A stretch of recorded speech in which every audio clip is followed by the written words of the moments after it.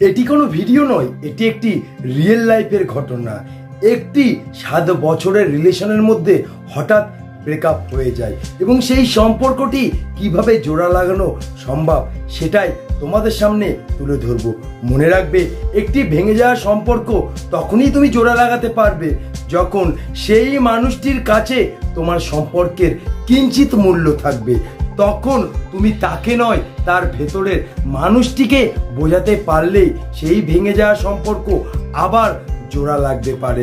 যেমন আমরা আঘাত করলে সেই আঘাতটা কিন্তু মানুষের ভেতরে গিয়ে লাগে, সেই আঘাতটা সেই মানুষটা অনেকদিন মনে রাখে।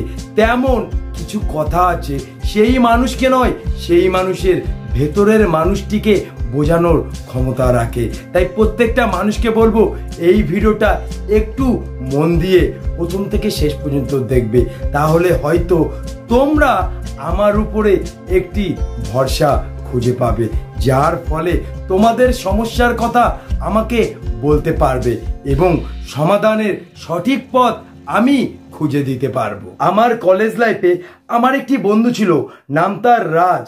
সে একটি মেয়েকে ভালোবাসতো, নাম তার পিয়া। তাদের সম্পর্কটা 7 বছরের রিলেশন। সত্যি কথা বলতে গেলে রাজের পরিস্থিতিটা অতটা ভালো ছিল না, তাকে তার সংসারের চাপ মাথায় নিতে হয়, যার জন্যে তাকে সারাদিন কাজ করতে হয়। কাজ করার পরিবর্তে যেটুকু অর্থ পায়, হাফ টাকা দিয়ে তাকে পড়াশোনা চালাতে হয় আর হাফ টাকা দিয়ে সংসার চালাতে হয়, যার ফলে সে পিয়াকে সবসময় ফোন করতে পারে না। পিয়া কিন্তু এটা মেনে নেয়নি, যার ফলে তাদের মধ্যে একটি ভুল বুঝাবুঝি হয়। একটা সময় সম্পর্কটা ভেঙে যায়। ঠিক 15 দিন কথা না বলার পরে রাজ আমাকে এসে সবকিছু খুলে বলল এবং সঙ্গে সঙ্গে এটা বলল, তুই তো লাভ গুরু, আমাদের কলেজের যে কোনো প্রবলেম তুই সলভ করে দিয়েছিস, স্পেশালিস্ট লাভ রিলেশনের প্রবলেম তুই সলভ করে দিয়েছিস, তো আমার প্রবলেমটা তুই প্লিজ সলভ করে দে। তখন তাকে আমি বললাম, তুই পিয়াকে কতটা ভালোবাসিস বা পিয়ার ভালোবাসা তোর কাছে কতটা মূল্য? তখন সে বলছে, পিয়াকে ছাড়া আমি থাকতেই পারবো না। তখন তাকে আমি আর একটা কথা বললাম, তোর কি বিশ্বাস হয় পিয়া তোকে ভালোবাসে?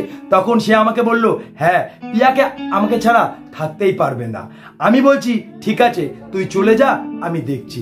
পরের দিন পিয়াকে আমি ডাকলাম, ডেকে সবকিছু বললাম। বলার পরে এটা বললাম, তুই কিন্তু ভুল বুঝাবুঝিতে সম্পর্কটা ভেঙে দিচ্ছিস। তখন সে আমাকে বলছে, আমি কোনো কিছু জানি না, সে আমাকে ফোন করে না, আমি তার সাথে কথা বলতে চাই না। আমি তখন তাকে এটাই বললাম, তুই ওর সাথে কতদিন কথা বলছিস না? বলছে 15-20 দিন।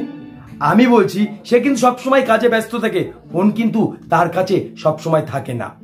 কাজ থেকে ফিরে এসে ফোন কিন্তু আগে দেখে।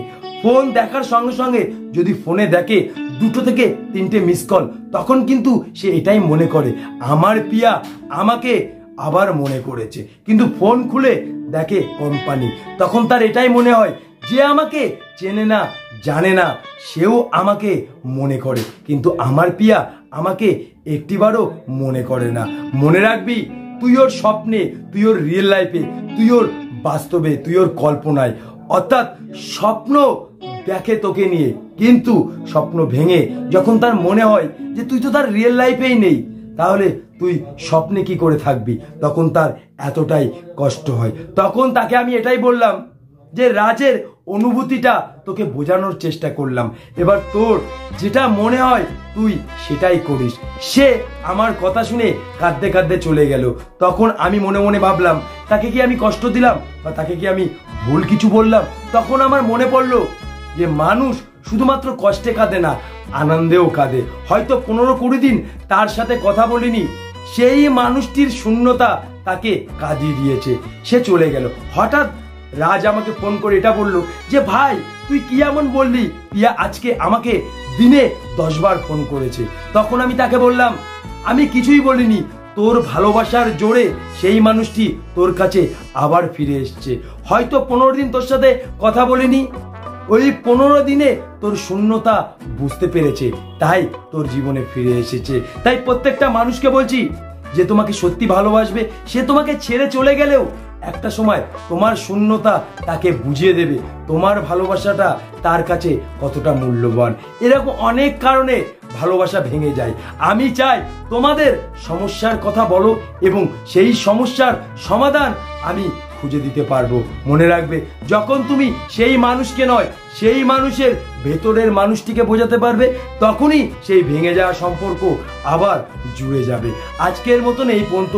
নেক্সট টাইম আবার দেখা হচ্ছে সুন্দর কোনো ভিডিও নিয়ে। আর ততক্ষণ তোমরা সুস্থ থেকো আর অনেক ভালো থেকো। আর ভিডিওটা সত্যি যদি ভালো লাগে তাহলে একটা লাইক দিয়ে পাশে থেকো। আমি প্রত্যেক দিন বুধবার এবং রবিবার লাইভে আসি। যে কোনো প্রবলেম তোমরা আমাকে বলতে পারো, সেই প্রবলেমের সমস্যার সমাধান আমি তোমাদেরকে খুঁজে দিতে পারবো।